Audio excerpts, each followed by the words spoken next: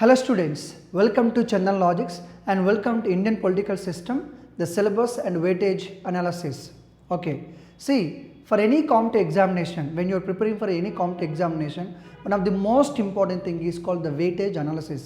ఎందుకంటే ఏ ఎగ్జామ్లోనే సరే ఏ సిలబస్ నుంచి ఎన్ని క్వశ్చన్స్ వస్తున్నాయి అనేది మనకి చాలా ఇంపార్టెంట్ అనమాట. అయితే ఇంకొక విషయం మీరు గుర్తుపెట్టుకోవాలి, ఈ వెయిటేజ్ అయితే ఉంటుందో ఎగ్జాక్ట్లీ ఎవరీ సేమ్ ఉండదండి. Yes, you have to accept this one that weightage అనేది ప్రతి సంవత్సరం ఎగ్జాక్ట్లీ ఉండదు. సో లాస్ట్ ఇయర్ పాలిటీ నుంచి 20 వచ్చాయి కాబట్టి ఇయర్ ఎగ్జాక్ట్లీ 20 రావు, 18 రావచ్చు, 20 రావచ్చు, 22 రావచ్చు, 25 రావచ్చు. అంటే ఎప్పుడు కూడా ఒక +2 ± తీసుకోవాలి మనం ఎప్పుడు కూడా. As a competitive exam preparation స్టూడెంట్గా మీరు గుర్తుంచుకోవాల్సిన అవసరం ఏంటంటే వెయిటేజ్ అనేది మనకి ఎందుకు అవసరం అంటే మినిమం ఇన్ని మార్క్స్ వస్తాయి, మినిమం ఇన్ని క్వశ్చన్స్ వస్తాయి, ఒక ఐడి కోసం మాత్రమే. బట్ ఎగ్జాక్ట్లీ 20 అంటే లాస్ట్ ఇయర్ 20 అడిగాడు కాబట్టి ఇయర్ కూడా 20 అడతాడు అనుకోవడం చాలా తప్పు అని చెప్పొచ్చు మనం. Okay, so whenever you're preparing for any examination one of the most important thing ఏంటి తెలుసా, అది ఎగ్జామ్కి ప్రిపేర్ అవ్వడం కాదండి, ఎగ్జామ్కి ఎలా ప్రిపేర్ అవుతున్నాం అనేది important.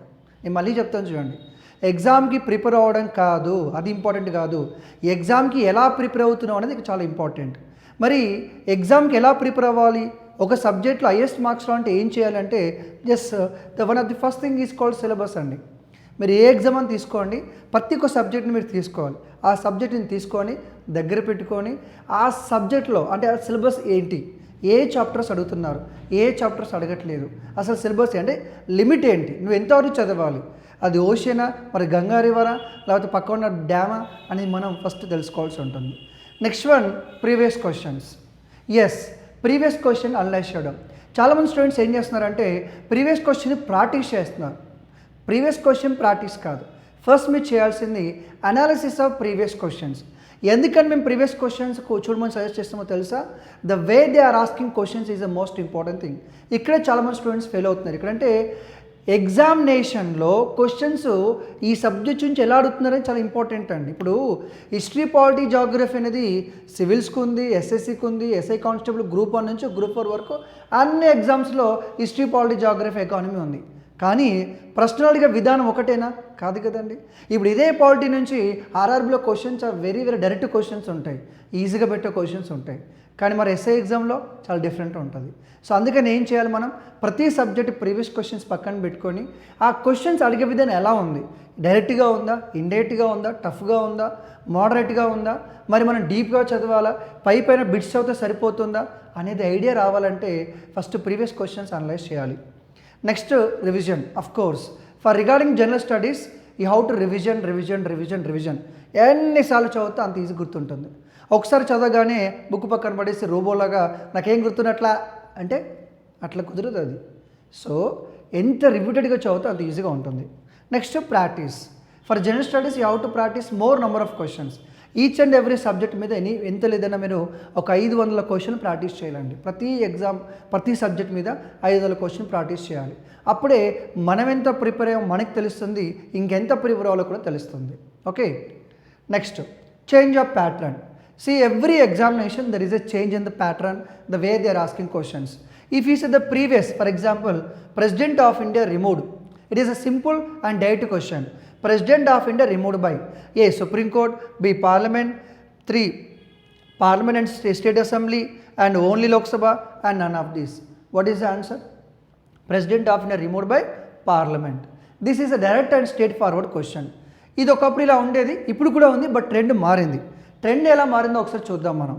C which among the following statement is true regarding removal of president. చూసారా, ఇది స్టేట్మెంట్ వైజ్గా ఇస్తున్నాడు. ఒక 3-4 స్టేట్మెంట్స్ ఇచ్చి 1 ఓన్లీ, 2 ఓన్లీ, 3 ఓన్లీ ఫాల్స్ అడుగుతున్నాడు. ఇప్పుడు ఈ క్వశ్చన్ డైరెక్ట్గా వచ్చి రిస్క్ లేకుండా హ్యాపీగా సెకండ్స్లో ఆన్సర్ పెట్టవచ్చు. కానీ ఈ క్వశ్చన్కి ఆన్సర్ తెలియాలి అంటే you should know the complete procedure of removal of president of India, complete procedure step by step. So answer చూద్దాం ఒకసారి. First option, resolution must be intuition Lok Sabha. లోక్సభలో మాత్రమే రెజల్యూషన్ పెట్టాలి. Okay, it should be signed by 1/4 members of the houses. అంటే లోక్సభలో రాజ్యసభలో ఇంట్యూస్ చేయాలంటే 1/4 members sign చేయాలంట. Request 2/3 of majority of president and voting. మనకి మెజారిటీలు ఉంటాయండి, కానీ మెజారిటీలో రకరకాల మెజారిటీలు ఉంటాయి. Simple majority, absolute majority, effective majority, special majority. Special మెజారిటీలో మళ్ళీ 2 రకాలు ఉంటుంది.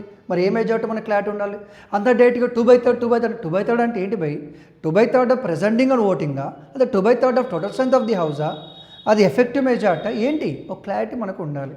సో ఈ అంత క్లారిటీగా చదివితే తప్ప ఈ క్వశ్చన్ ఆన్సర్ చేయలేదు. ఎందుకంటే 1 2 only, 2 3 only, 2 only, all of these. దీనిలో నీకు ఒక్కటి తెలియకపోయినా నువ్వు ఆన్సర్ పెట్టలేవు. 1 3 తెలుసు, 2 అసలు రైట్ రాంగో తెలియదు, ఆన్సర్ ఎట్లా పెడతాను? అప్పుడు గెస్ చేయాల్సి ఉంటుంది. ఇప్పుడు ఎందుకు పెట్టాను తెలుసా నేను? Yes, in our SI constable examination it requires some kind of knowledge, more knowledge. ప్రతి దాన్ని ఇంటెన్స్గా డీప్గా చదవాలి. అలా అయితేనే మనం ఆన్సర్ పెట్టగల కెపాసిటీ ఉంటుంది. పైన మాత్రం అసలు చదవకూడదండి. ఓకే, నెక్స్ట్ మనం ఒకసారి ప్రీవియస్ ఎగ్జామ్లో క్వశ్చన్స్ ఎన్ని వచ్చాయో చూద్దాం. First take the example of Telangana. 2016 ప్రిలిమ్స్లో 11 వచ్చాయండి, మెయిన్స్లో 10 వచ్చాయి. బట్ యాక్చువల్లీ కొన్ని క్వశ్చన్స్ హిస్టరీ పాలిటీ కంబైన్ లాగా ఉంటాయి. అంటే సేమ్ పాలిటీలో ఉంటుంది, సేమ్ హిస్టరీలో ఉంటుంది. అది నేను ఎక్స్క్లూడ్ చేశాను. కొన్ని కరెంట్ ఇష్యూస్ అవి కూడా ఎక్స్క్లూడ్ చేశాను. సో ఎక్స్క్లూడ్ చేయకుండా ఉంటే డెఫినెట్గా ఇంకో 4 క్వశ్చన్స్ యాడ్ అవుతాయి, ఇంకో 4 క్వశ్చన్స్ యాడ్ అవుతాయి. Is it clear? ఓకే, మెయిన్స్లో 10 వచ్చాయి. నెక్స్ట్ 2018 ప్రిలిమ్స్లో 14 వచ్చాయి, మెయిన్స్లో 18 వచ్చాయి 2018లో. Okay, this is Telangana. Next Andhra Pradesh 2016 prelims 14 questions వచ్చాయి. 2017లో మెయిన్స్ జరిగింది, 30 క్వశ్చన్లు వచ్చాయి, 30. ఓకే, 2018 ప్రిలిమ్స్ 13 క్వశ్చన్స్ వచ్చాయి. 2019లో మెయిన్స్ జరిగిందండి, 25 క్వశ్చన్స్ వచ్చాయి. వావ్, 30 క్వశ్చన్లు అంటే మామూలు అండి? తలరాతను మార్చే క్వశ్చన్లు అండి. 30 25 అంటే మామూలు విషయం. ఏపీలో అన్ని క్వశ్చన్స్ అడిగాడు. Okay, right. సో దీన్ని బట్టి మన కంక్లూజన్ ఏంటి అంటే, సార్ ప్రిలిమ్స్లో మనకి ఖచ్చితంగా మినిమం 15 క్వశ్చన్స్ వచ్చే ఛాన్స్ ఉంటుంది. మినిమం 15 నుంచి 15 క్వశ్చన్స్ వచ్చే ఛాన్స్ ఉంటుంది. మెయిన్స్లో మనకు వచ్చేసి 20 నుంచి 30 క్వశ్చన్స్ వచ్చే ఛాన్స్ ఉంది. రఫ్గా చెప్తున్నాను. ప్రిలిమ్స్లో పాలిటీ నుంచి తెలంగాణ కానీ ఆంధ్ర కానీ 15 క్వశ్చన్ వరకు రావచ్చు. మెయిన్స్లో 25 నుంచి 30 క్వశ్చన్లు రావచ్చు. ఇంకోటి ఏంటంటే, ఈసారి నేను ఎక్కువ క్వశ్చన్స్ ఎక్స్పెక్ట్ చేస్తున్నాను. ఎందుకో తెలుసా? రీసెంట్గా పొలిటికల్ చేంజెస్ బాగా జరిగాయండి. పార్లమెంట్ కానీ, కాశ్మీర్ ఇష్యూ కానీ, అండ్ కాన్స్టిట్యూషన్ అమెండ్మెంట్ కానీ, రీసెంట్గా కాన్స్టిట్యూషన్ అమెండ్మెంట్ కానీ, సుప్రీంకోర్టు ఇచ్చిన తీర్పులు కానీ, మన తెలంగాణలో మన ఆంధ్రలో జరుగుతున్న మార్పులు కానీ, ఇలా బోల్డ్ అని ఇష్యూస్ ఉన్నాయి. సో జగన్ గారు ఈ మధ్యన లెజిస్లేటివ్ కౌన్సిల్ రద్దు చేశారు. దాని గురించి క్వశ్చన్ రావచ్చు మేబీ. సో ఎప్పుడైతే పొలిటికల్ ఇష్యూస్ ఎక్కువ ఉంటాయో ఆ క్వశ్చన్స్ ఆడడానికి ఛాన్స్ ఎక్కువ ఉంటుంది. So definitely this time you can expect more number of questions from Indian political system. Okay, next ఈ 2018 తెలంగాణ ప్రిలిమ్స్లో అడిగిన క్వశ్చన్స్ ఏంటి? నేను మొత్తం క్వశ్చన్ డిస్ప్లే చేయట్లేదు, జస్ట్ ఓన్లీ అనలిస్ట్ మాత్రం చేస్తున్నాము. Will do later all the each and every individual question. Just I'm create an idea how they're going to ask the question. So Telangana 2018 ప్రిలిమ్స్లో అడిగిన క్వశ్చన్స్ అండి. Judgement SC ST promotion question అడిగాడండి. 2018 తెలంగాణ ప్రిలిమ్స్లో అడిగిన questions explain చేస్తున్నాను మీకు. Judgement SC ST promotion గురించి question అడిగాడు. ఏంటది అంటే, మనకి సుప్రీంకోర్టు తీర్పు ఇచ్చింది, ఎస్సీ ఎస్టీ ప్రమోషన్కు తీర్పు ఇచ్చింది. ఈ క్వశ్చన్ ఎట్లా నేను చెప్పన్నా, which among the following is included in supreme court judgement regarding SC ST promotion. ఇప్పుడు ఎస్సీ ఎస్టీ ప్రమోషన్ గురించి సుప్రీంకోర్టు జడ్జిమెంట్ ఇస్తుంది. అదే మీరు ప్రమోషన్ ఇది ఫాలో అవ్వరు, అది ఇట్లా ఇస్తుంది కదా. ఆ ఇచ్చిన స్టేట్మెంట్ ఉందో లేదో అడిగిండు. ఈ క్వశ్చన్కి ఆన్సర్ తెలియాలంటే సుప్రీంకోర్టు ఇచ్చిన జడ్జిమెంట్ గురించి పూర్తి అవగాహన ఉండాలి. అంటే సుప్రీంకోర్టు ఏం చెప్పింది, ఏం చేయమని చెప్పింది, ఏం చేయదని చెప్పింది, ఏది ఫాలో కావాలని చెప్పింది, అది పూర్తి అవగాహన మీకు ఉండాలి. Next judgements and navy features. ఏం లేదండి, ఒక ఆయన గడ్డం పెంచుకున్నాడు, గడ్డంతో పాటు నావీలోకి పోయిండు. నావీలో ఉండి 60 గడ్డం తీసుకొని రారా నాయన బాబు, మనం కొంచెం నీట్గా డిగ్నిఫైడ్గా ఉండాలంటే లైక్ నా గడ్డం నా ఇష్టం అన్నాడు ఆయన. సో వాళ్ళకు చట్టం తీసుకోవడం, సుప్రీంకోర్టుకి వెళ్ళడం, సుప్రీంకోర్టు చెప్పింది బాబు ఆ జాబ్కి ఆ రిక్వైర్మెంట్ అవసరము కాబట్టి గడ్డం తీసేనానా అన్నట్టు. అంటే జస్ట్ చెప్తున్నాను, సేమ్ అదే క్వశ్చన్. సో ఆ సుప్రీంకోర్టు ఇచ్చిన జడ్జిమెంట్ గురించి ఇక్కడ ఎగ్జామ్లో అడగడం జరిగింది. Next Jammu and Kashmir governor rule. ఇవన్నీ ఇప్పుడు కరెంట్ అఫైర్స్ అండి, ఇప్పుడు ఇవన్నీ కరెంట్ అఫైర్స్ క్వశ్చన్సే. సో జమ్మూ అండ్ కాశ్మీర్లో ప్రెసిడెన్షియల్ రూల్ ఇంపోజ్ చేశారు. When the presidential rule is imposed regarding the state will be under control of a governor as you know that.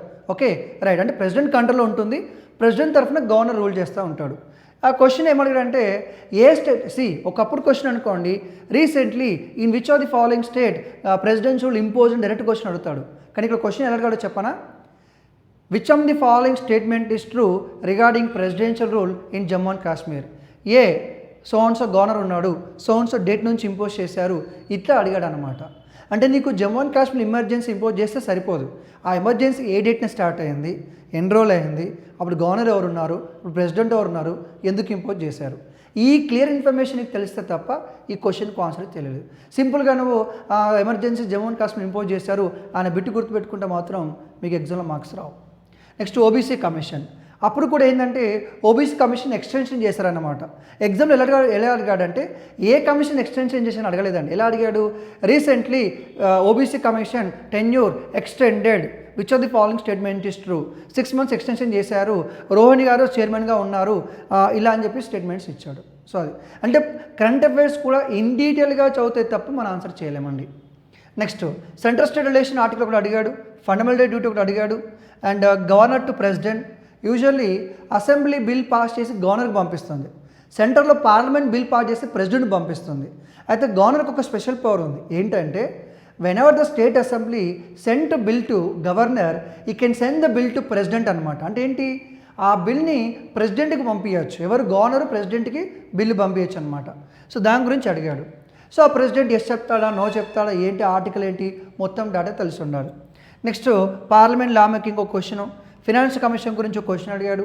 Which among the following duty is the which of the following is the duty of finance commission అని చెప్పేసి అడగడం జరిగింది. Clear. అలాగే నీతి ఆయోగ్ గురించి ఒక question, SC ST atrocities గురించి, అలాగే ఒక చట్టం గురించి, ఇంకో జడ్జిమెంట్. ఇప్పుడు ఈ ఎగ్జామ్లోనే మనకి జడ్జిమెంట్స్ మీద 3 క్వశ్చన్లు వచ్చాయి. జడ్జిమెంట్స్ మీద ఒక కమిషన్ బాడీస్ మీద 2 క్వశ్చన్లు వచ్చినాయి. గవర్నర్ గురించి ఒక క్వశ్చన్ అడిగాడు, సెంట్రల్ స్టేట్ రిలేషన్స్ ఒక క్వశ్చన్ అడిగాడు. ఇది TS 2018. నెక్స్ట్ ఏపీ 2018 ప్రిలిమ్స్ అనమాట. దీంట్లో ఒక పార్టీ సింబల్ గురించి క్వశ్చన్ అడిగాడు. ఒక పార్టీ సింబల్ అడగల, అదే ఇక్కడ ట్విస్ట్. మన వాళ్ళు బాగా తెలివిమిరిపోయారండి. ఎలా తెలివిమిరిపోయారంటే ఒకప్పుడు ఒక క్వశ్చన్ అడిగేవాళ్ళు, ఇప్పుడు అట్లా కాదు. ఒక క్వశ్చన్లో 5 క్వశ్చన్ అడుగుతున్నారు. అదేంటి సార్ అంటే match the following which of the following is a symbol of BJP అన్నారు అనుకోండి. ఒక క్వశ్చన్ లెఫ్ట్ సైడ్ పొలిటికల్ పార్టీలు ఇస్తున్నాడు, రైట్ సైడ్ సింబల్స్ ఇస్తున్నాడు. ఇప్పుడు దాని అర్థం ఏంటి, ఈ క్వశ్చన్ నీకు ఆన్సర్ చేయాలంటే 5 పార్టీల సింబల్స్ నీకు తెలియాలి. ఇప్పుడు అదే పెద్ద ప్రాబ్లం అయిపోయింది. సో ఎస్ఐ తెలంగాణ ఆంధ్రలో ఏం చేస్తున్నాడంటే మ్యాచ్ ద ఫాలోయింగ్ ఇస్తున్నాడు, పాలిటీలో కానీ హిస్టరీలో కానీ. ఒక క్వశ్చన్ 10 క్వశ్చన్ పడేస్తున్నాడు. అంటే దాని అర్థం మనం ఇంకా ఎక్కువ చదవాలని చెప్పేసి, అది గుర్తుపెట్టుకోండి. సో ఇంకోటి మేకింగ్ ఆఫ్ కాన్స్టిట్యూషన్ గురించి అడిగాడు. మేకింగ్ ఆఫ్ కాన్స్టిట్యూషన్లో మన కమిటీస్ ఉంటాయి. ఆ కమిటీలో ఎవరు మెంబర్ కాదని అడిగాడు. డ్రాఫ్టింగ్ కమిటీ ఉంటుంది కదా, డ్రాఫ్టింగ్ కమిటీ చైర్మన్ అంబేద్కర్ గారు, డ్రాఫ్టింగ్ కమిటీలో మెంబర్స్ ఉన్నారనమాట. అట్లా ఒక క్వశ్చన్ అడిగారు, ఎవరు కమిటీలో మెంబర్ కాదని. సో ప్రియంబలో ఉన్న పదాల గురించి ఒక క్వశ్చన్ అడిగాడు. ఎందుకంటే ఒక 4 పదాలు ఇచ్చేసి ఆర్డర్లో పెట్టమన్నాడు. నెక్స్ట్ డిపిఎస్పి గురించి ఒక జడ్జ్మెంట్ ఇచ్చాడు, కేసు ఇచ్చాడు. ఏం క్వశ్చన్ అడిగాడంటే in which are the following case supreme court said that the relation between about fundamental rights and DPSP. Okay, అంటే డిపిఎస్పి ఫండమెంటల్ రైట్స్ సంబంధం గురించి సుప్రీంకోర్టు ఒక స్టేట్మెంట్ ఇచ్చింది. ఆ స్టేట్మెంటు ఏ కేసులో ఇచ్చిందని అడిగాడు. అంటే ఇప్పుడు మనం ఏం చేయాలి, మరి జస్ట్ కేసు గుర్తుపెట్టుకుంటే సరిపోదు కదా. కేసు అనుకోండి, supreme court judgement, Kesavananda Bharati case అని అనుకోండి. ఆ కేసు తీసుకొని ఆ కేసు దేనికి సంబంధించి, ఆ కేసు ఎందుకు వచ్చింది, సుప్రీంకోర్టు ఇచ్చిన జడ్జ్మెంట్ ఏంది, ఏం చెప్పింది, క్లారిటీ ఉండాలి. మనకి ప్రతి కేసు గురించి క్లారిటీ ఉండాలి. There was one more question, presidential election. Which among the following will participate in presidential election అడిగాడు. అంటే ఏంటంటే ప్రెసిడెంట్లో ఎలక్షన్స్లో ఎవరు ఓటేస్తారండి, ఎవరు ఓటేస్తారు, ఎంపీలు, ఎమ్మెల్యేలు, ఎమ్మెల్సీలు, ఎంపీలో ఎలక్టెడ్ ఎంపీ, నామినేటెడ్ ఎంపీలా ఉంటారు. సో ఆ విధంగా క్వశ్చన్ ఇచ్చారనమాట. Which among the following will participate in presidential election, A MLAs of union territory, like that 4 options were given. So ఈ క్వశ్చన్ కాన్సెప్ట్ తెలియాలంటే ప్రెసిడెంట్ ఎలక్షన్స్లో ఎవరెవరు యాక్చువల్గా ఓటేస్తారు, ఎవరు ఓటేరు అనే క్లారిటీ మనకు ఉండాలి. నెక్స్ట్ పార్లమెంట్ అండ్ రాజ్యసభ అండి. పార్లమెంట్ రాజ్యసభ గురించి ఒక క్వశ్చన్ అడిగాడు. అమెండ్మెంట్ గురించి ఒక క్వశ్చన్ అడిగాడు. చూడండి క్వశ్చన్ తెలియగా అడిగాడు. ఇప్పుడు మామూలుగా ఎగ్జాంపుల్ తీసుకుందాం, జస్ట్ ఫర్ ఎగ్జాంపుల్ అండి ఇది. ఓకే, ఇప్పుడు ఈ 4 అమెండ్మెంట్స్ అనుకోండి, 4 అమెండ్మెంట్స్ ఉన్నాయి. ఈ 4 అమెండ్మెంట్స్లో 3 అమెండ్మెంట్స్ లాంగ్వేజ్కి సంబంధించిన అనమాట. అంటే లాంగ్వేజ్ని చేర్చడానికి చేసిన అమెండ్మెంట్. క్వశ్చన్ ఎట్లా అడిగిందంటే which among the following constitutional amendment not related to language అన్నాడు. అంటే దాని అర్థమైంది, ఈ 4 3 అనేవి 3 సవరణల ద్వారా లాంగ్వేజ్ని యాడ్ చేశారు, ఒకటి మాత్రం సంబంధం లేదు. ఇప్పుడు క్వశ్చన్కి ఆన్సర్ చేయాలంటే మనకి ఖచ్చితంగా లాంగ్వేజ్కి సంబంధించిన అమెండ్మెంట్ లిస్ట్ మొత్తం మన దగ్గర ఉండాలి. అట్లా ఒక్కొక్క క్వశ్చన్లో 4 క్వశ్చన్ చూసారుగా అది. అలా హైకోర్టు జడ్జిమెంట్ గురించి, పంచాయతీరాజ్ ఆర్టికల్ అడిగాడు ఒకటి, ఆల్ ఇండియా సర్వీస్ గురించి అడిగాడు, రైట్ టు ప్రాపర్టీ ఆర్టికల్ అడిగాడు. సో పంచాయతీరాజ్ సిస్టంలో మనకి మామూలుగా సర్పంచ్ ఎలక్షన్స్లో ఎస్సీకి రిజర్వేషన్ ఉంటుంది కదా, ఆ ఆర్టికల్ అడిగాడు. సో ఈ విధంగా కొన్ని క్వశ్చన్స్ అనేవి అడగడం అనేది జరిగింది. Let us go for first syllabus. Sir political syllabus ఏంటి, ఏ చాప్టర్ నుంచి ఎట్లా క్వశ్చన్స్ వస్తాయి, మనం ఎట్లా చదవాలా? ఈ చాప్టర్ నుంచి క్వశ్చన్ రావడానికి ఫస్ట్ ఛాన్స్ అండి historical background, making constitution, features of constitution. Historical background అంటే ఏం గుర్తుపెట్టుకోవాలి మనం? యాక్ట్స్ అండి. 1773 రెగ్యులేషన్ యాక్ట్ నుంచి 1947 ఇండిపెండెంట్ యాక్ట్ వరకు బ్రిటిష్ గవర్నమెంట్ ఇండియాలో ఇంట్రడ్యూస్ చేసినవన్నీ గుర్తుపెట్టుకోవాలి. సార్ యాక్ట్లో బోల్డ్ అంత ఇన్ఫర్మేషన్ ఉంటుంది, అన్నీ గుర్తుపెట్టుకోవాలా అంటే గుర్తుపెట్టుకోవాలి, కానీ ఇలా గుర్తుపెట్టుకోవాలని ఇంపార్టెంట్. మనకి ఆర్టికల్స్లో కానీ యాక్ట్లో కానీ మొత్తం స్టేట్మెంట్ గుర్తుపెట్టుకోవాల్సిన అవసరం లేదండి. దానికి కీవర్డ్స్ ఉంటాయి కదా, ఆ కీవర్డ్ కూడా గుర్తుపెట్టుకుంటే చాలు అనమాట. సో అలా 77 నుంచి 1947 వరకు ఏ చట్టం ద్వారా, ఇప్పుడు ఫర్ ఎగ్జాంపుల్ తీసుకుందాం, diarchy introduced by which of the following act, bicameralism introduced by which of the following act. ఏ చట్టం ద్వారా మొట్టమొదటిసారి బ్రిటిష్ వాళ్ళు డైరెక్ట్ ఎలక్షన్స్ ప్రవేశపెట్టారు, ఏ చట్టం ద్వారా బ్రిటిష్ వాళ్ళు ప్రావిన్సెస్కి లెజిస్లేటివ్ పవర్స్ ఇచ్చారు, ఇలాంటి క్వశ్చన్స్ అడుగుతాడు అనమాట. ఏ చట్టం ద్వారా ఇండియన్స్కి లెజిస్లేటివ్ కౌన్సిల్ మెంబర్షిప్ ఇచ్చారు, సో ఏ చట్టం ద్వారా ఏం జరిగింది, ఏ చట్టం ద్వారా సివిల్ సర్వీస్కి ఓపెన్ కాంపిటేటివ్ ఎగ్జామ్ తీసుకొచ్చారు, ఇలా కొడతాడు. Next making of constitution. So making of constitution అంటే ఏంటి? Simply the constituent assembly. What is that? Constituent assembly which prepared constitution. రాజ్యాంగ పరిషత్తు. దీనిలో క్వశ్చన్స్ ఏం గుర్తుపెట్టుకోవాలి? ఫస్ట్ మనం డేట్స్ గుర్తుపెట్టుకోవాలి. ఫస్ట్ డేట్ నుంచి, first constituent assembly first date meet అయింది కదా, January 26 వరకు ఏ డేట్ని ఏం చేస్తారో ఆ ఇంపార్టెంట్ డేట్ గుర్తుపెట్టుకోవాలి. It is first thing. Second thing వచ్చేసి ఏంటంటే కమిటీస్ అన్నమాట. కమిటీస్ అడుగుతారండి. మనకి చాలా కమిటీస్ ఉన్నాయి కదా, రాజ్యాంగాన్ని ఒక్కరు రాలే కదండి, రాజ్యాంగాన్ని కొంతమంది కలిసి రావచ్చు, దానికి కమిటీలు డివైడ్ అయిపోయారు. సో ప్రొవిన్షియల్ కమిటీ హెడ్ ఎవరు, ఫ్లాగ్ కమిటీ హెడ్ ఎవరు, స్టీరింగ్ కమిటీ హెడ్ ఎవరు, ఇలాంటి కమిటీ హెడ్ అడుగుతారు. ఆల్రెడీ మనకి 3-4 క్వశ్చన్లు అడిగారు ఇదివరకు. ఇది కామన్ ఎక్స్పెక్ట్ క్వశ్చన్ అండి. మరి ఏ ఎగ్జామ్ రాసినా ఈ కమిటీస్ నుంచి క్వశ్చన్ ఎక్స్పెక్ట్ చేయొచ్చు. థర్డ్ వన్ ఏంటంటే ఇంపార్టెంట్ పర్సనాలిటీస్ అండి. ఇంపార్టెంట్ పర్సనాలిటీస్ వాళ్ళ యొక్క స్టేట్మెంట్స్. ఫర్ ఎగ్జాంపుల్ తీసుకుందాం. ఇంపార్టెంట్ పర్సనాలిటీస్ అంటే కాన్స్టిట్యూషన్ డిజైన్ చేసింది ఎవరు, కాలిగ్రాఫర్ ఎవరు, ఆర్టిస్ట్ ఎవరు, కాన్స్టిట్యూషన్ అడ్వైజర్ ఎవరు, డ్రాఫ్టింగ్ కమిటీ చైర్మన్ ఎవరు, ఇలాగే కాన్స్టిట్యూషన్ అసెంబ్లీలో ప్రెసిడెంట్ ఎవరు, స్పీకర్ ఎవరు, ఇలాంటి పర్సనాలిటీస్ ఉంటాయి. అలాగే కొన్ని స్టేట్మెంట్స్, రాజ్యాంగం మీద కొంతమంది కొన్ని స్టేట్మెంట్స్ ఇచ్చారు, అది మీకు సపరేట్గా స్పెషల్ వీడియోలో ఉంటుంది అది. ఓకే, రాజ్యాంగం మీద కొంతమంది స్పెషల్ కామెంట్స్ ఇచ్చారు. ఫర్ ఎగ్జాంపుల్ అంబేద్కర్ గారు అన్నారు, ఏమన్నారు? Article 32 is heart and soul of Indian constitution అన్నాడు. Heart and soul of Indian constitution అన్నాడు. మన కాన్స్టిట్యూషన్లో ఎమర్జెన్సీ అనే ఒక ప్రొవిజన్ ఉంది. దానికి కొంతమంది ఏమన్నారు అంటే ఆర్టికల్ 356 ఉంది కదా, దాన్ని డెడ్ ఆర్టికల్స్ అన్నారు. ఇట్లా అంటే దాని అర్థం ఏంటి? రాజ్యాంగం మీద కొన్ని ఆర్టికల్స్ మీద కొన్ని పార్ట్స్ మీద కొంతమంది పెద్ద మనుషులు స్టేట్మెంట్స్ ఇచ్చారు, అవి గుర్తుపెట్టుకోవాలి. ఓకే, ఇది అడుగుతారు అనమాట. మూడు ఏంటంటే ఫీచర్స్ ఆఫ్ కాన్స్టిట్యూషన్. చాలామంది చేసే మిస్టేక్ ఏంటంటే ఫీచర్స్ ఆఫ్ కాన్స్టిట్యూషన్ కానీ list గుర్తుపెట్టుకుంటారు.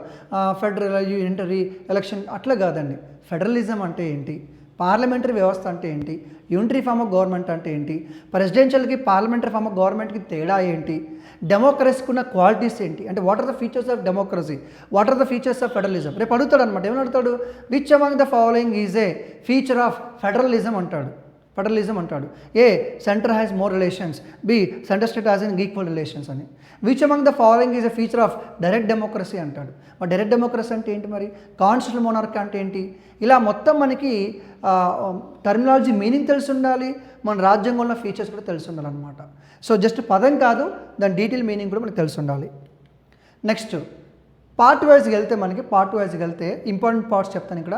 Part 1 states and union territories అండి. దీంట్లో మనకి ఆర్టికల్ 1 నుంచి 5 వరకు ఉంటుంది. దీనిలో ఆర్టికల్ 3 వచ్చేసి చాలా ఇంపార్టెంట్ అండి, ఎందుకంటే creation of new state. So creation of new state గురించి ఇక్కడ అడుగుతారండి. డెఫినెట్గా మీరు ఆ ప్రొసీజర్ అయితే ఉందో, ప్రొసీజర్ అంటే ఏంటి, ఒక కొత్త రాష్ట్రాన్ని ఏర్పాటు చేయాలంటే అసలు ఏంటి మొత్తం ప్రొసీజర్ ఏది ఉంటుందో ఆ ప్రొసీజర్ మీరు మొత్తం గుర్తుపెట్టుకోవాల్సి ఉంటుంది. రేపు ఎగ్జామ్లో అడుగుతాడు, when the creation of new state bill sent to the president of India, he will accept only, reject and both of this, none of this. అంటే కొత్త రాష్ట్రాల ఏర్పాటు బిల్లుని ప్రెసిడెంట్కి పంపిస్తే ఏం చేస్తాడు? ఖచ్చితంగా యాక్సెప్ట్ చేయాలా, రిజెక్ట్ కూడా చేయొచ్చా, రీకన్సిడర్ తిరిగి పంపించా అని క్వశ్చన్ అడుగుతాడు. ఇలాంటి క్వశ్చన్కి ఆన్సర్ తెలియాలంటే మనకి కొత్త రాష్ట్ర ఏర్పాటు తెలియాలి. ఇంకోటి ఏంటంటే integration of India. Integration of India అంటే ఏంటి? స్వాతంత్రం వచ్చిన తర్వాత ఏ రాష్ట్రం ఏ ఇయర్లో యాడ్ అయింది, ఏ విధంగా యాడ్ అయింది, ఏ అమెండ్మెంట్ ద్వారా యాడ్ అయింది, యూనియన్ టెరిటరీస్ ఎట్లా యాడ్ అని ఆ డేటా మొత్తం మన దగ్గర ఉండాలి. రేపు ఎట్లా అడుగుతారో మనకు తెలియదు. 4 స్టేట్స్ ఇచ్చి అవి ఏ విధంగా ఏర్పడి ఆర్డర్లో అడగవచ్చు, లేదా అమెండ్మెంట్స్ ఇచ్చి ఆర్డర్లో అడగవచ్చు, లేదా Pondicherry add into Indian union by which of the following constitution amendment, అంటే ఏ రాజ్యాంగ సవరణ ద్వారా పాండిచ్చేరి ఇండియాలో యాడ్ అయింది, ఏ రాజ్యాంగ సవరణ ద్వారా సిక్కిం ఇండియాలో యాడ్ అయింది, అట్లా అడగవచ్చు. ఓకే, అలాగే ఏ స్టేట్ అనేది ఆర్డర్లో మీరు గుర్తుపెట్టుకోవాల్సి ఉంటుంది. నెక్స్ట్ వచ్చేసి పార్ట్ 2 సిటిజన్షిప్ అండి. ఇది మనకి బర్నింగ్ టాపిక్ అని చెప్పొచ్చు, ఎందుకంటే మన సెంట్రల్ గవర్నమెంట్ సిఏ తీసుకొచ్చింది కదా, సిటిజన్షిప్ అమెండ్మెంట్ యాక్ట్ అని. సో మనకి ఏం లేదు, అన్ని పక్కన పెట్టండి క్లారిటీగా. సిటిజన్షిప్ అనేది ఎన్ని రకాలుగా ఇస్తారు, ఎవరెవరికి ఇస్తారు, సిటిజన్షిప్ రావాలంటే క్వాలిటీస్ ఏంటి, బై బర్త్ ఎలా ఉండాలి, ఓకే, బై న్యాచురలైజేషన్ ఎట్లా ఉండాలి, ఒక క్లారిటీ మెయింటైన్ చేయండి. అంటే సిటిజన్షిప్ ఎన్ని రకాలుగా వస్తుంది, సిటిజన్షిప్ ఎన్ని రకాలుగా క్యాన్సిల్ అవుతుంది, ఏ విధంగా క్యాన్సిల్ అవుతుంది, సిటిజన్షిప్ గురించి ఎవరు చట్టాలు చేస్తారు, పార్లమెంట్ చట్టాలు. రేపు ఎగ్జామ్ అడుగుతాడు, who has the power to make the laws and citizen అంటారు, A B C D, one of the option ఏంటి, పార్లమెంట్ అనమాట. అలాగే సిఏ బిల్ ఏంటి, ఏ దేశంలో దీన్ని ఇంక్లూడ్ చేశారు, ఎందుకు ఇంక్లూడ్, ఇలా మొత్తం డేటా మనకి ఐడియా ఉండాలి. Okay, next part 2. Part 3 fundamental rights, one of the most important thing అండి. దీంట్లో ప్రతి ఆర్టికల్ గురించి డీటెయిల్గా తెలిసి ఉండాలి, ప్రతి ఆర్టికల్ గురించి. ఆర్టికల్ 12, ఆర్టికల్ 13, ఆర్టికల్ 14, ఆర్టికల్ 15 నుంచి చివరి వరకు ప్రతి ఆర్టికల్ గురించి డీటెయిల్గా తెలిసి ఉండాలి. So you have to be remember articles అండి, చచ్చినట్టుగా ఆర్టికల్స్ గుర్తుపెట్టుకోవాలి, వన్ థింగ్. సెకండ్ థింగ్ వచ్చేసి ఏంటంటే కేసెస్ అండి. This is the most important thing, ఎందుకంటే బోల్డ్ అయిన కేసులు ఫండమెంటల్ రైట్స్ గురించే ఉన్నాయి. కేశవానంద భారతి కేసు అయితేనేమి, ఎల్ఐసికి సంబంధించిన మినర్వా మిల్స్ కేసు అయితేనేమి, ఒక గోలక్నాథ్ కేసు అయితేనేమి, ఇలా బోల్డ్ అని కేసులు, 1 2 కాదు బోల్డ్ అని కేసులు ఉన్నాయి. సో దాని గురించి స్పెషల్ క్లాస్ ఉంటుంది, ఫండమెంటల్ రైట్స్ సంబంధించిన కేసెస్కి ఒక స్పెషల్ క్లాస్ ఉంటుంది. సో ఆ కేసెస్ ఏంటి, జడ్జిమెంట్స్ ఏంటి, ఏ కేసులో జడ్జిమెంట్ ఇచ్చారు, ఇది మనకు చాలా ఇంపార్టెంట్. ఇంకోటి ఏంటంటే కొన్ని ఫండమెంటల్ రైట్స్లో కొన్ని లేవండి, మీరు గుర్తుపెట్టుకోండి. ఇది రాజ్యాంగంలో అయితే ఉందో, రాజ్యాంగంలో కొన్ని రాయబడలేదు, కానీ సుప్రీంకోర్టు ఏం చేస్తుందంటే, బాబు ఇది కూడా ఫండమెంటల్ రైటేరా అంటుంది. For example right to privacy ఉందనుకోండి, అది ఒకప్పుడు ఫండమెంటల్ రైట్ కాదు, రాజ్యాంగం లేదు, కానీ సుప్రీంకోర్టు జడ్జిమెంట్లో క్లియర్గా చెప్పింది right to privacy is also fundamental right అని. అట్లా so fundamental rights. Next DPSP అండి. ఈ డిపిఎస్పి కూడా ఏం చేయాలంటే మీరు ఖచ్చితంగా ఆర్టికల్స్ గుర్తుపెట్టుకోవాలి. డిపిఎస్పిలో డైరెక్టివ్ ప్రిన్సిపల్ స్టేట్ పాలసీస్ అంటారు. డిపిఎస్ పట్ ఏంటి, it is directions given by central constitution to government అనమాట. అంటే ఏంటి, ప్రభుత్వం చట్టాలు చేసేటప్పుడు ఈ డిపిఎస్పీలో ఉన్న ప్రొవిజన్స్ గుర్తుపెట్టుకొని చట్టాలు చేయాల్సి ఉంటుంది. This is directions to the Indian government అనమాట. సో ఆర్టికల్స్ గుర్తుపెట్టుకోవాలి, డైరెక్ట్గా అడుగుతాడు, ఆర్టికల్స్ డైరెక్ట్ అడుగుతాడు. రెండోది ఏమవుతాడంటే ఈ డిపిఎస్పిని ఇంప్లిమెంటేషన్ చేయడానికి మన గవర్నమెంట్ చేసిన చట్టాలు కానీ ఫెసిలిటీస్ ఏంటి. ఇప్పుడు డిపిఎస్పిలో క్లియర్ ఒకటి ఉందండి, ఏమని, మెటర్నిటీ బెనిఫిట్ అని ఉంది, అంటే ఉమెన్కి మెటర్నిటీ బెనిఫిట్ ఇవ్వాలని ఉంది, రాజ్యాంగంలో ఉంది, ఇవ్వాలని ఉంది, కానీ ఎట్లా ఇస్తారు, ఏం ఇస్తారు, దానికోసం చట్టం చేసింది గవర్నమెంట్. ఏంటి, మెటర్నిటీ బెనిఫిట్ యాక్ట్ అని ఒకటి తీసుకొచ్చారు. అలాగే ఇన్కమ్ ఈక్వల్గా ఉండాలి, ఎకనామికల్ ఈక్వల్గా ఉండాలి, దానికి మినిమం వేజెస్ యాక్ట్ తీసుకొచ్చారు. అంటే డిపిఎస్పిని ఇంప్లిమెంట్ చేయడానికి ఏవైతే చట్టాలు తీసుకొచ్చారో ఆ చట్టాలు మనం గుర్తుపెట్టుకోవాలి. రేపు అడుగుతారు అనమాట, which among the following act is passed to ensure uniform civil code, అడగచ్చు అట్లా. నెక్స్ట్ ఫండమెంటల్ డ్యూటీస్ అండి, very small chapter. List of fundamental duties అయితే మొత్తం గుర్తుపెట్టుకోండి. 11 ఫండమెంటల్ డ్యూటీస్ ఉన్నాయి. ఆ 11 ఫండమెంటల్ డ్యూటీస్ మొత్తం గుర్తుపెట్టుకోకుండా ప్రతి ఫండమెంటల్ డ్యూటీలో కీవర్డ్ ఉంటుంది, ఆ కీవర్డ్ గుర్తుపెట్టుకుంటే చాలు. Okay, next part 5 union government, executive, president, vice president, prime minister. ఇక్కడ నేను చెప్తున్నాను చూడండి, president, vice president, prime minister వీళ్ళ గురించి క్వశ్చన్స్ ఖచ్చితంగా అడుగుతారు. ఏం అడుగుతారు, ఫస్ట్ వాళ్ళ ఆర్టికల్స్ ఏంటో తెలియాలి, కాన్స్టిట్యూషన్ పరంగా ఆర్టికల్స్ ఏంటో తెలియాలి. రెండోది ఏముంది, లిస్ట్, అంతే, list of prime minister, list of vice president, list of president. మన వాళ్ళు ఏం చేస్తారంటే ఏడబుట్టిన ఏడాచింది ఇవి గుర్తుపెట్టుకుంటారు, అట్లా కాదండి. ఒక ప్రెసిడెంట్ అన్నప్పుడు ఏం గుర్తుపెట్టుకోవాలి తెలుసా, 2 విషయాలు గుర్తుపెట్టుకోవాలి. ఆయన ప్రెసిడెంట్గా ఉన్నప్పుడు దేశంలో ఏమైనా సంఘటనలు జరిగాయా అనేది first. For example Indo China war ఉంది, ఇండో చైనా వార్ 1962లో జరిగింది కదా, వాళ్ళు ప్రెసిడెంట్ ఆఫ్ ఇండియా ఎవరు, సర్వపల్లి రాధాకృష్ణ, అర్థమైంది కదా. అంటే ఆయన ప్రెసిడెంట్గా ఉన్నప్పుడు ఇండియాలో ఏమేమి సంఘటనలు జరిగాయి, అదొకటి. రెండోది ఆయన ప్రెసిడెంట్గా ఏం చేశాడు. Okay, right.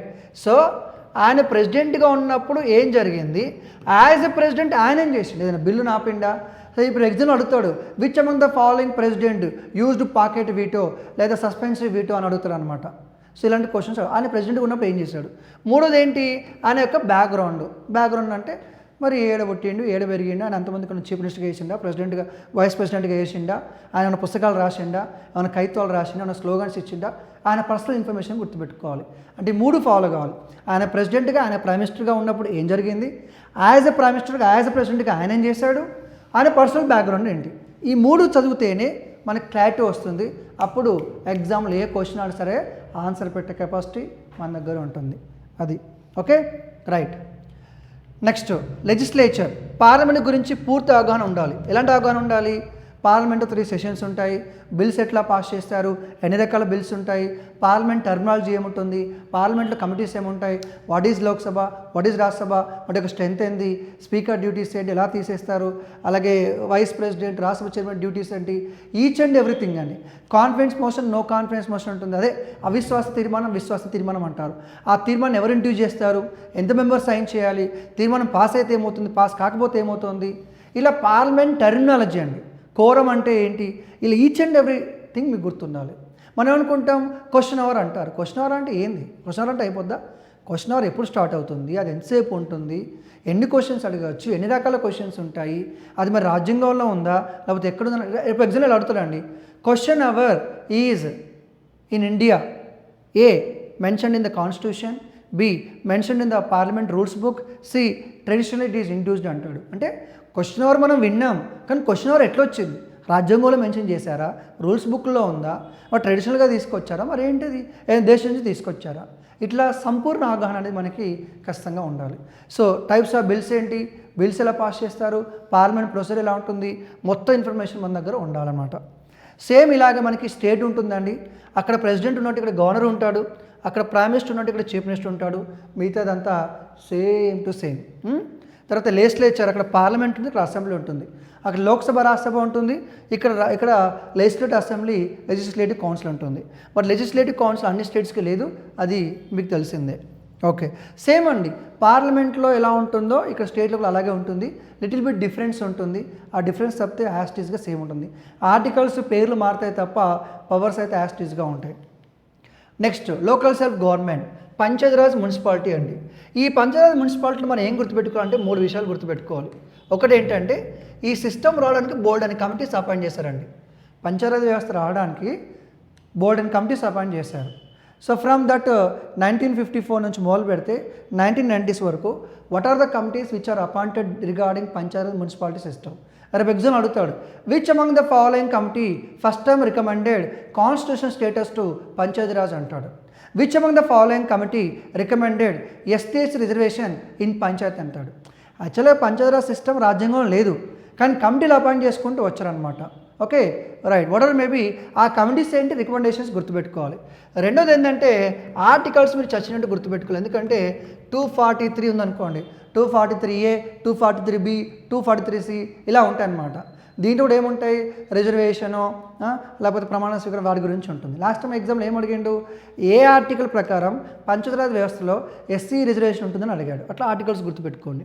మూడోది ఏంటంటే మీ స్టేట్ చేసిన పనులు ఏంటి. మీ స్టేట్ అంటే మీరు ఆంధ్ర అయినా మీరు తెలంగాణ, పాలిటీ అనేది ఆంధ్ర అనేది తెలంగాణ ఒకటే అండి, అది గుర్తుపెట్టుకోండి. వెయిటేజ్ మారచ్చు కానీ పాలిటీ సిలబస్ ఇండియాలో ఎవరికైనా ఒకటే ఉంటుంది, అది గుర్తుపెట్టుకోండి. నేనేమంటున్నా అంటే ఏపీ పంచాయతీరాజ్ చట్టంలో ఏమైనా మార్పులు చేశారా, తెలంగాణ పంచాయతీరాజ్ చట్టంలో మార్పులు చేశారా. సో ఇది మీకు సపరేట్గా మొత్తం పాలిటీ ఎండింగ్లో లాస్ట్లో ఇది చివరికి వస్తుంది అనమాట. ఏపీ పంచాయతీరాజ్ చట్టం ఏమైనా మార్పులు చేశారా, తెలంగాణ పంచాయతీరాజ్ మార్పులు చేశారా. ఈ 3 అంటే ఇక్కడ ఏంటి, కమిటీస్ గుర్తుపెట్టుకోవాలా, ఆర్టికల్స్ గుర్తుపెట్టుకోవాలా, మన రాష్ట్రంలో పంచాయతీరాజ్ వ్యవస్థ ఎట్లా ఉందో అది గుర్తుపెట్టుకోవాలి. ఈ 3 ప్రిపేర్ అవుతే పర్ఫెక్ట్ ఉంటుంది, పర్ఫెక్ట్. అది సెంట్రల్ రిలేషన్ చాలా ఇంపార్టెంట్ అండి.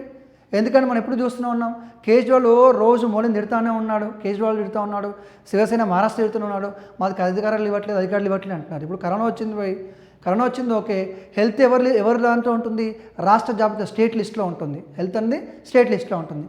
అలా అని చెప్పి మన కేంద్రం స్టేట్కి వదిలేస్తుందా అంటే ఇష్యూ చెప్తున్నాను నేను ఇక్కడ. ఇలాంటి ఇష్యూస్ ఉన్నప్పుడే మనకి ఫుడ్ దొరుకుతుంది అంటే ఎన్ని క్వశ్చన్స్ వస్తాయి అనమాట. అంటే ఎన్ని ఇష్యూలు ఉంటే అన్ని క్వశ్చన్ మనకు వచ్చే ఛాన్స్ ఉంటుంది.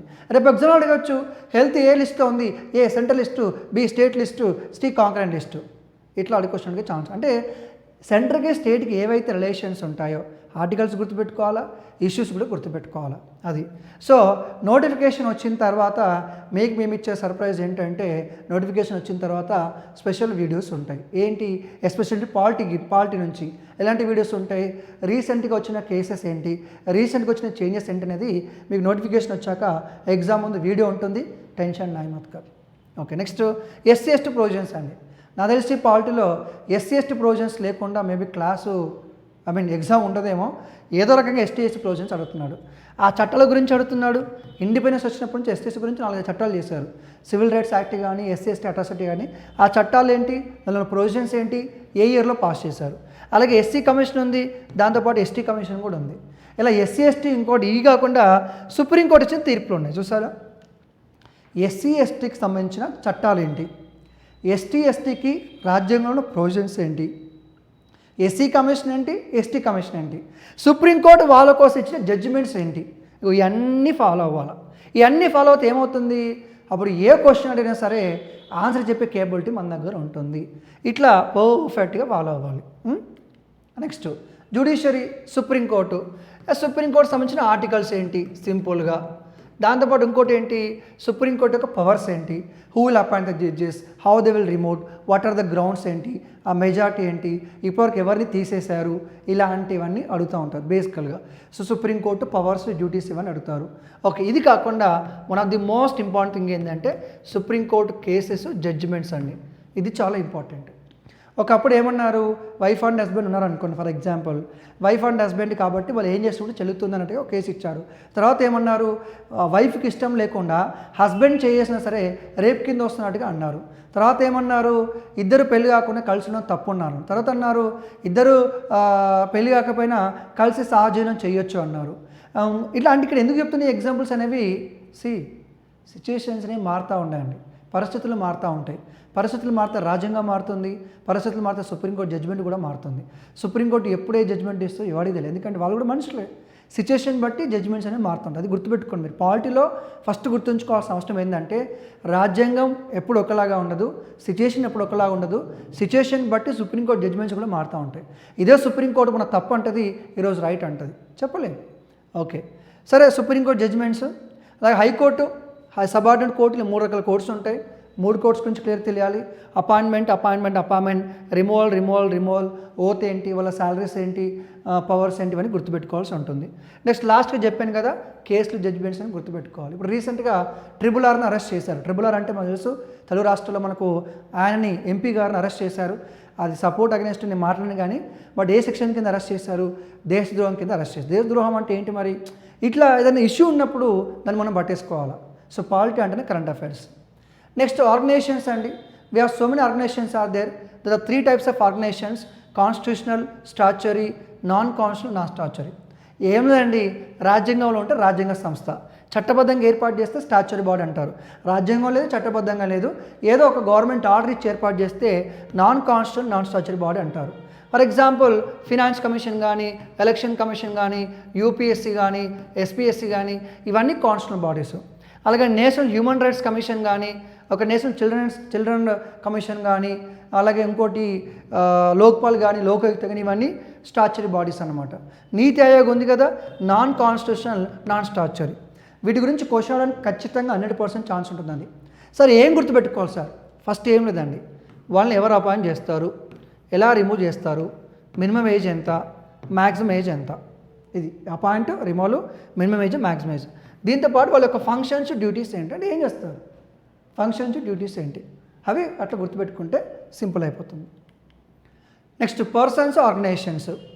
ఓకే, ఒక ఆర్టికల్ ఏంటి, ఎవరు అపాయింట్ చేస్తారు, ఎవరు రిమూవ్ చేస్తారు, టెన్యూర్ ఎంత, టెన్యూర్ 6 years 5 years, ఏజ్ ఎంత ఉండాలి, లేటెస్ట్ న్యూస్ వాళ్ళ గురించి ఏంటి. ఇప్పుడు రీసెంట్గా ఓబీసీకి రాజ్యాంగ హోదా ఇచ్చారు. రీసెంట్గా ఎస్సీ కమిషన్ కొన్ని రోజులు చైర్మన్ లేడు, తెలుసలేదు మీకు. ఎస్సీ కమిషన్ కొన్ని రోజుల నుంచి అసలు చైర్మన్ లేడు, దాని గురించి అడగచ్చు కదా. సో ఏ బాడీ, ఏ ఆర్గనైజేషన్ న్యూస్లో ఉంటే దాన్ని మీరు గుర్తుపెట్టుకోవాల్సిన అవసరం ఉంటుంది. క్లియర్. ఓకే, కరెంట్ అఫైర్స్ అండి.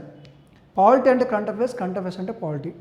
మీరు పేపర్ చదువుతున్నప్పుడు చదవకపోతే ఇంకా చదవండి, ఏ ఆర్టికల్ న్యూస్లో ఉంది, ఏ యాక్ట్ న్యూస్లో ఉంది, కొత్తగా ఏ బిల్లు పార్లమెంట్లో ప్రవేశపెట్టారు, సుప్రీంకోర్టు దేని మీద జడ్జిమెంట్ ఇచ్చింది, ఇవి గుర్తుపెట్టుకోవాలి. డైలీ పార్లమెంట్లో కానీ, స్టేట్ అసెంబ్లీలో కానీ ఏ ఆర్టికల్, ఏ అమెండ్మెంట్, ఏ కేసు న్యూస్లో ఉంది, అవి చూసి దాన్ని గుర్తుపెట్టుకోవాల్సి ఉంటుంది.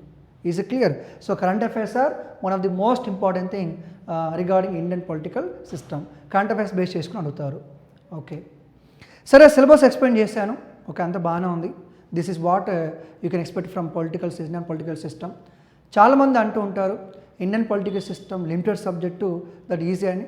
డెఫినెట్గా కాదండి, అంత ఈజీ అని కాదు. క్వశ్చన్స్ అంత ఈజీగా అడగట్లేదండి. So come to Indian political system, limited syllabus, I accept it, but one of the most confusing subject అండి. పాలిటీ అంటేనే one of the most confusing subject. దాన్ని ఈజీగా చేసుకోవాలి పాలిటీని. అంటే పాలిటీలో మనం ఎక్కువ మార్క్స్ ఈజీ కొట్టడానికి అవకాశం ఉంటుంది, ఎప్పుడూ కన్ఫ్యూజన్ లేకపోతే. సో కన్ఫ్యూజన్ అవాయిడ్ చేయాలంటే ఏం చేయాలి? మనం చదివేటప్పుడు క్లారిటీగా చదవాలి. ఎంత చదివినా కూడా ఈ కన్ఫ్యూజన్ ఉంటుంది, అందుకే క్వశ్చన్స్ ప్రాక్టీస్ చేయాలి. Okay, right. నా కమ్ టు కంక్లూజన్. మీరు మీ జీవితంలో ఒక ఉన్నత స్థాయికి ఎదగాలనుకుంటున్నారు కదా, ఒక ఉన్నత స్థాయికి ఎదగాలి అంటే డీజీపీ, ఏజీ, ఐజీ ఉంటే ఆ స్థాయికి వెళ్ళాలి మీరు అనుకుంటున్నారు, కలలు కంటారు. తప్పలేదండి, కలలు కనడంలో తప్పలేదు. మీరు ఆ స్థాయికి వెళ్ళాలంటే ఫస్ట్ మీరు జాబ్ చేయాలి, అంతే కదా. జాబ్ చేయాలంటే జాయిన్ అవ్వాలంటే ఎగ్జామ్ రాయాలి. ఎగ్జామ్ రాసేటప్పుడు ఎగ్జామ్ పాస్ కావాలి, అంతేగా. తర్వాత విషయం పక్కన పెడితే ఎగ్జామ్ రాయాలంటే ఫస్ట్ మీరు ఉండాలి కదండి. మనం ప్రతిసారి డ్రీమ్ పెట్టుకుంటున్నాం కదా, డీజీపీ అవ్వాలి, ఐజీపీ అవ్వాలి, లేకపోతే అద్దవ్వాలి, ఇద్దరు మనం చాలా డ్రీమ్స్ పెట్టుకున్నాం కదా. మరి ఆ ఉన్నత స్థాయికి రీచ్ అవ్వాలంటే ఫస్ట్ మనం బతుకుండాలి కదండి. ఏదైనా బతుకుండి పోరాడి సాధించాలి తప్ప ఇంకా వేరేం లేదు కదండి. ఎందుకు చెప్తున్నానంటే కరోనా గురించి మీకు తెలిసిందే అండి. సో జయలలిత గారు చీఫ్ మినిస్టర్ ఆఫ్ తమిళనాడు, మీకు తెలుసు. అంత పెద్ద ఒక స్టేట్కి, తమిళనాడుకి చీఫ్ మినిస్టర్గా ఉంటూ కూడా, అన్ని పెద్ద హాస్పిటల్స్ ఉన్నా కూడా, అన్ని కోట్లు ఉన్నా కూడా జయలలిత గారిని బతికించలేకపోయారు. ఎందుకంటే కండిషన్ అట్లా ఉంది కాబట్టి, తను ఇగ్నోర్ చేసింది కాబట్టి. సో ఆరోగ్యమే మహాభాగ్యం అండి. మన పెద్దలు చెప్పారు, ఆరోగ్యంగా ఉంటే బతుకుంటే బలిసాకు తినచ్చు అంటారు. ఫస్ట్ మనం బతుకుండాలి, దట్టు ఆరోగ్యంగా ఉండాలి. అప్పుడు మనం ఏదైనా సాధించినప్పుడు దాన్ని అనుభవించవచ్చు. రేపు పొద్దునకు ఉన్నత స్థాయికి వెళ్ళిన తర్వాత మీ ఆరోగ్యం మీకు సహకరించకపోతే ఏం లాభం అండి? ఏమీ చేయలేరు. మనం బతుకుండి ఆరోగ్యంగా ఉంటేనే ఏదైనా సాధించవచ్చు. అది గుర్తుపెట్టుకొని దయచేసి మిమ్మల్ని, మీ ఫ్యామిలీని మీరు కాపాడుకోండి. మీరు ఆరోగ్యంగా ఉన్నారు, మీరు బయటకు వెళ్తే జాగ్రత్త ఉన్నారంటే మీ ఫ్యామిలీ కూడా డెఫినెట్గా సేఫ్ అని చెప్పొచ్చు. Last, your action speaks more than words. రోజు ఇంట్లో కూర్చొని నా ఎస్ఐ అవ్వాలి అంటే ఎట్లా అవుతావు? ఎస్ఐ ఎట్లా అవుతావు? డీజీపీ ఎట్లా అవుతావు? ఊరికే కలలు కనడమో, ఎమోషనల్ అవ్వడమో, అది యూట్యూబ్లో వీడియోస్ చూడడమో, ఎస్ నేను సాధిస్తాను అనడమో, అది కాదు. ఎమోషన్ ఉండాలి. ఎమోషన్తో పాటు ప్రాక్టికల్గా ఎఫర్ట్ కూడా పెట్టాలి. ప్రాక్టికల్గా ఎఫర్ట్ పెట్టకుండా, కష్టపడకుండా, హార్డ్ డెడిషన్ లేకుండా ఏదో ఎమోషనల్ అయిపోయి వాట్సాప్లో స్టేటస్లో పెట్టుకున్నంత మాత్రాన ఎవరు ఎస్ఐ కానిస్టేబుల్ అవ్వలేరు, ఎవరు డీజీపీ అవ్వలేరు. సో ఎమోషన్స్ ఉంటాయి. ఎమోషన్స్తో పాటు ప్రాక్టికల్గా ఎస్ నిజంగా నేనేం చేస్తున్నాను, నేను ఎంత ప్రిపేర్ అవుతున్నాను, నాకు డైలీ ఎంత టైం ఉంది, నేను ఎంత ఎఫర్ట్ పెడుతున్నాను. మీకు ఇదివరకు చెప్పని మళ్ళీ చెప్తున్నాను, ఎగ్జామ్కి ప్రిపేర్ అవ్వడం కాదు, ఎలా ప్రిపేర్ అవుతున్నాం అనేది చాలా ఇంపార్టెంట్. సబ్జెక్టులు 4-5 పుస్తకాలు కొనుక్కొని చదవడం కాదు, ఆ పుస్తకాల్లో సబ్జెక్ట్ని ఎగ్జామ్ తగ్గట్టు ఎలా చదువుతున్నాం అనేది చాలా important. So be careful and be happy, stay home and stay negative. జై హింద్.